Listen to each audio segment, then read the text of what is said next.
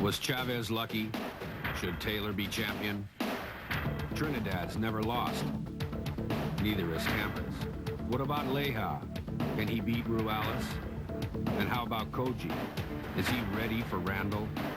Find out. A night of unfinished business. 4 championship fights. Saturday, September 17th. Live on pay-per-view.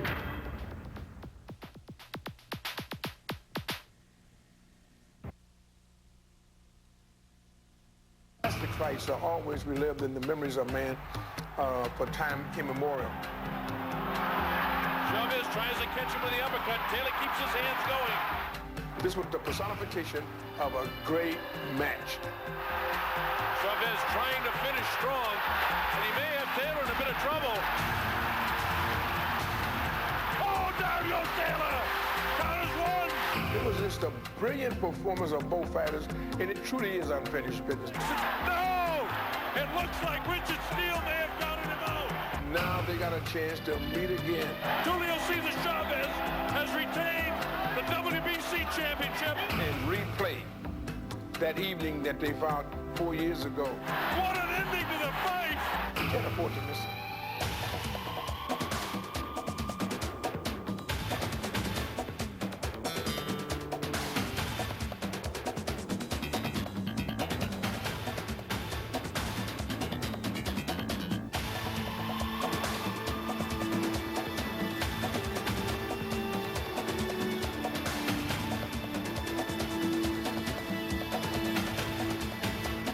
Hi, everybody. I'm Steve Albert, and welcome to Unfinished Business, Chavez Taylor 2. Rarely in the history of boxing has a time span of 2 seconds been so celebrated and so vilified as the ending to the unforgettable fight between Julio Cesar Chavez and Meldrick Taylor. But now all of the controversy and all of the speculation will come to an end.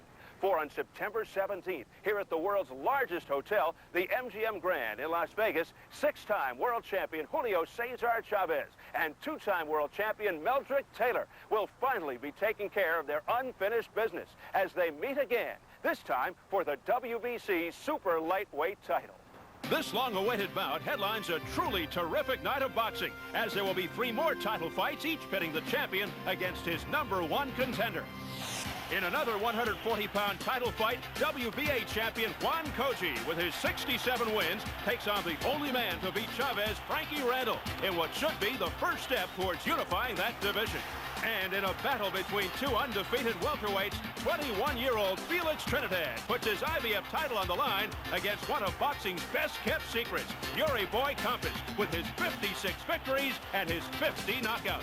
Plus, undefeated Jesse James Leja, fresh from his convincing victory over legendary Azuma Nelson, defends his WBC super featherweight title against #1 challenger Gabriel Ruelas.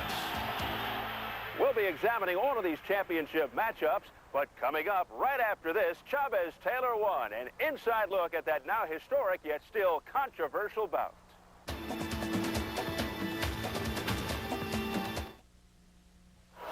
It was hailed as the fight of the decade. Yet while many highly touted bouts proved to be disappointing, this one exceeded all expectations. In one corner was the cunning, implacable Julio Cesar Chavez. With an amazing 68-0 record, this devastating puncher had won 4 world titles in 3 different weight classes. Yet despite his accomplishments, many believed he needed to win this bout to gain the universal recognition he deserved. Standing in his way was the flashy Meldrick Taylor. An Olympic gold medalist at only 17 years old, Taylor, with his astounding speed and boxing skills, had in only 5 years won 25 fights and the IBF junior welterweight title. Both were champions, both undefeated, and both needed this fight to prove he was boxing's best. He was an undefeated fighter. He was an Olympic champion. He was certainly regarded very highly, and he wanted to prove only to himself that he could beat me. If I had the opportunity to go in there and really fight the best, and then come out and give my best performance of my life, and knowing that I had a chance to win was just a high for me, because I knew that I was fighting the best fight in the world. From the opening bell, Taylor began to pile up points, beating Chavez to the punch with a blinding array of hooks, jabs, and straight right hand. My game plan was throw fast combinations, 3-4 punch combinations, turn them, move them, keep them off balance, and keep scoring points, but not to get into a real war with them, but rather than score points and build up a lead. However, while Taylor was scoring points, Chavez was landing the more damaging blows. By the second round, Taylor was bleeding from the mouth, and throughout the fight would swallow 2 pints of his own blood. And by the middle rounds, his eye socket was fractured, causing the eye to shut. Throughout the entire fight, I felt my punches were much more solid than the ones I was receiving from Taylor.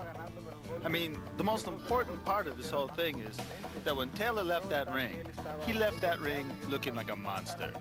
And with 1 round to go, Taylor's corner pleaded with him for just 3 more minutes of fighting. The fight is hanging on this round here, Mel. When they told me that the fight is real close, you need this last round, it kind of like startled me that it would say something. I thought I was actually winning the fight. Then I told myself, okay, well, you got to do the same thing. This is your last round. This is everything here, so let it all hang out. As it turned out, Taylor was right. For despite his corner's instructions, he was ahead on points and needed only to survive the round to win the fight. Chavez must know he has to pick the pace up as much as he can to try and win this fight. Taylor wants no part of it as he tries to battle him off with a combination of his own punches. If I were Taylor now, I'd be happy to just jab and stay away from this guy. Don't take any chances. Taylor should just box him now. Don't get too cute with him. And with 20 seconds left in the fight, Taylor was forced into the corner. Chavez trying to finish strong, and he may have Taylor in a bit of trouble. Oh, down goes Taylor! When he got caught the right hand, I never saw the punch coming. I just never saw the punch came from a blind side. And I remember just going down, looking around and saying, I got to tell myself, what you doing down here on the canvas, get up. The only reason why Meldrick was able to get up was because he pulled himself up on the ropes. Had he been in the middle of the ring, he would not have been able to get up at all. But Taylor did get up, pulling himself to his feet with only seconds remaining. 46 minutes and 48 seconds had transpired in what must be one of boxing's greatest fights. But what happened during the remaining 12 seconds of the bout created one of the most confusing, most controversial endings in recent boxing history. You'll see why when we come back.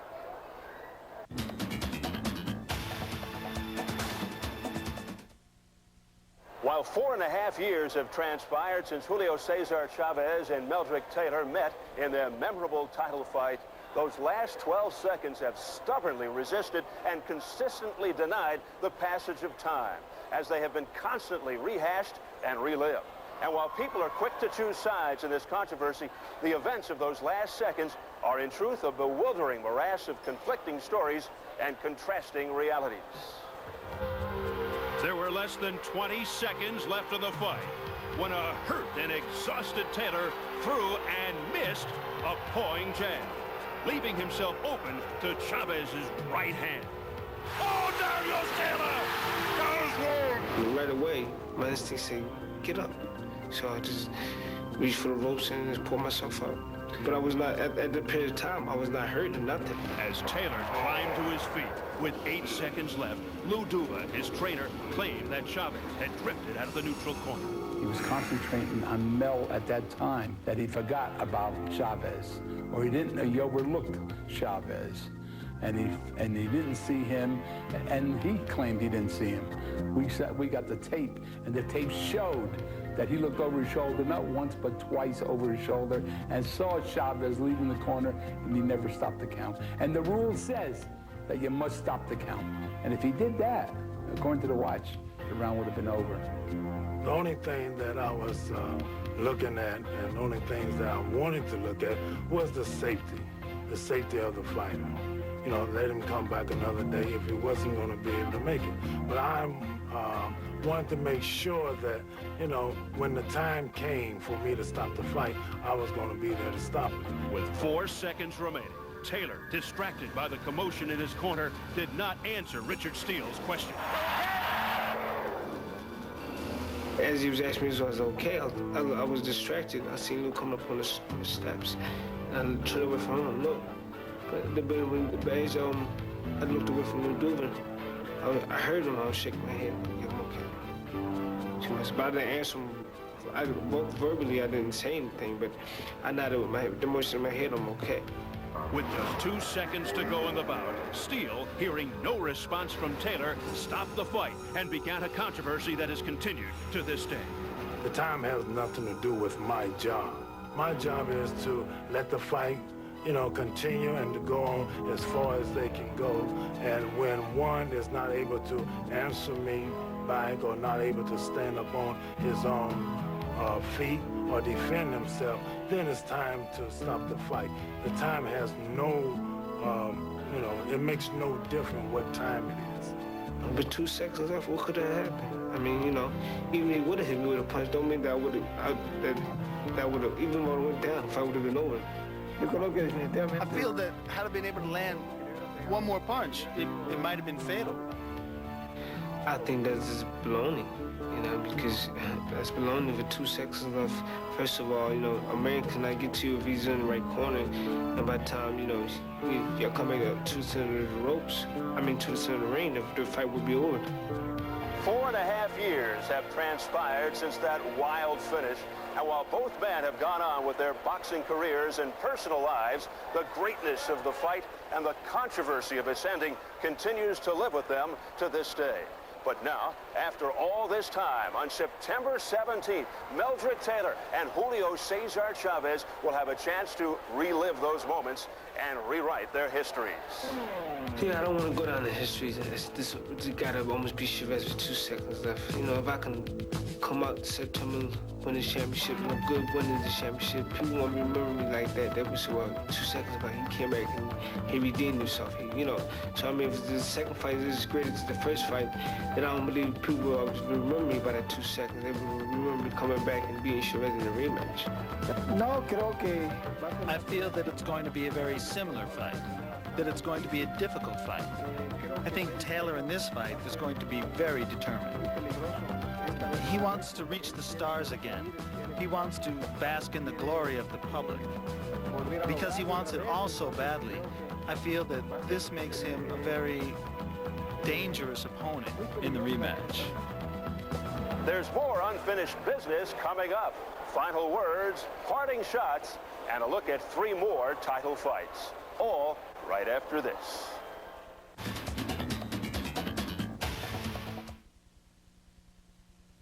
On September 17th, here at the MGM Grand in Las Vegas, Nevada, comes the long-awaited rematch between Julio Cesar Chavez and Meldrick Taylor. But on a night aptly named Unfinished Business, there will be 3 more title fights, each pitting a champion against the #1 contender, each that could headline almost any other night of boxing.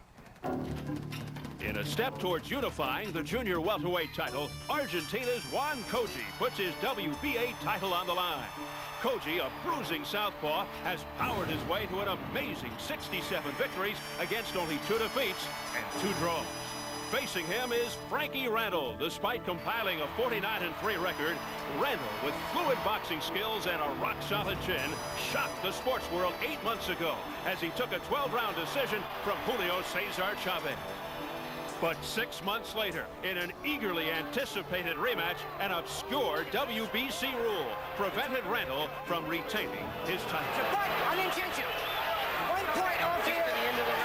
1 point off here. 75 in favor of the winner and new champion. Undefeated Felix Trinidad puts his IBF title on the line against unbeaten Yuri Boy Kampish in a battle between boxing's brightest rising star and its best-kept secret. Last year, this Puerto Rican welterweight destroyed 2-time champion Maurice Blocker to win the title at only 20 years old. Trinidad, with his awesome punching power, is being hailed as boxing's next superstar. But now he faces Mexico's Yuri Boy Campos, who has compiled a staggering 56-0 record, 50 by knockout. He's a great boxer. He has a great record. He hits hard. He's an intelligent boxer.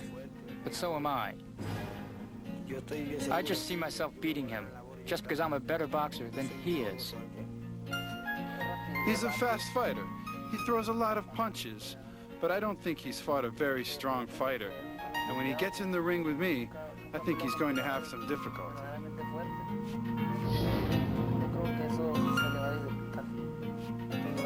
I know I'm going to win, and I know he's going to hit hard. But whatever he does, I'll still be victorious over him. All I know is that on September 17th, if the fight goes the distance, I'm going to win. If it doesn't go the distance, it's because I knocked him out. So either way, if I knock him out or the fight goes the distance, I'm still going to win. This fight represents the future of my career. I have to win this fight to go ahead in boxing. If I lose, I may not get another chance. I've waited a long time for this opportunity, and I have to make the best of this opportunity. I'm looking forward to going in there and winning. Also on the card, undefeated Jesse James Leija. Fresh from his victory over the great Azuma Nelson, Leija defends his WBC Super Featherweight title against the hard-hitting #1 contender, Gabriel Ruelas. Leija from San Antonio, Texas, burst onto the scene with a controversial draw and then a decisive win over the legendary Azuma Nelson. Now, instead of an easy tune-up, Leija is making his first title defense against what could be the toughest opponent in the division. I want to keep fighting the best because, like I've always said, when my son gets old enough and starts reading boxing books about his father, I don't want him to think, hey, Dad, you fought a bunch of chumps. I want him to think, hey, you fought the best. Even if you lost to the best, you still fought the best. You didn't run away and try to protect your title. Barely 24 years old, Gabriel Ruelas is already a seasoned veteran. For over the last 6 years, he has compiled a record of 38 wins against only 2 defeats. And only Jesse James Leija stands between Ruelas and the title. He's good. What can I tell you about him? But, I mean, you know, he does what I do. I can do everything he does. So, you know, I just think that, you know, this is going to be a great fight. And the better the fighter is, the better I am. So it's going to be a great fight. I think I have faster legs and faster hands than he does. So I think I'm gonna be more in control of every round. I'm gonna be in the ring where I need to be and where I want to be. If I want to be right behind him, I'll be behind him if I need to. If they think he's faster, we'll see who's faster. You know, if they think he's stronger, then we'll see who's stronger. That day, you know, that's why we're gonna fight. So, you know, just to show everyone, you know, who's the best. But headlining these title bouts is the much-anticipated rematch between Julio Cesar Chavez and Meldrick Taylor. I expect it's going to be a very difficult fight. But this time, I'm going to win convincingly. I'm gonna fight a smart fight. I'm not gonna go out there, I'm not gonna just throw punches, just be throwing punches. When I throw punches, I'm gonna have a lot of meaning to it, and I'll be a vicious body puncher. I want Meldrick to remember that savage beating that I gave him. I don't think he'll ever forget it. But as a result of that savage beating, I expect Taylor to be a much more dangerous opponent. I hope you believe that. I hope you think that, you know, it's going to be my mentally, because he's going to be in for a big surprise. He's going to see that I'm going to fight him the same way from the first time, but better. I'm going to be much, and he's not going to believe how strong I am this time. I'm going to hit him some shots, and he's going to be psyched out. He's not going to realize, that I'm fighting him this way, and I'm this strong as I'm going to be. Meldrick Taylor has eaten, sleeping, and dreamed of a return match with Julio Cesar Chavez, because that loss has lived in his mind just as vividly today as it was yesterday. And he wants to try to vindicate that and change the score. On the other hand, Julio Cesar Chavez pounding on Meldrick throughout that fight, working him over from the body to the top, doing his best, yet he was seemingly behind on scorecards, and he pulled that fight out. He really just snatched victory out of the jaws of defeat, and in so doing, he wants to meet him again so that he could then dramatically set the world at ease that he was truly the better fighter. Now they got a chance to meet again. and replay that evening that they fought 4 years ago, and we will see what the outcome will be. Will it be different? Those questions will be answered on September the 17th. You can see all 4 title fights. Chavez versus Taylor for the WBC Super Lightweight Championship. Koji versus Randall for the WBA Junior Welterweight title. Trinidad versus Compass for the IBF Welterweight Championship. And Leija versus Ruelas for the WBC Super Featherweight title. Live from the MGM Grand here in Las Vegas, Nevada. Saturday, September 17th, only on pay-per-view. I'm Steve Albert, and thanks for watching Unfinished Business.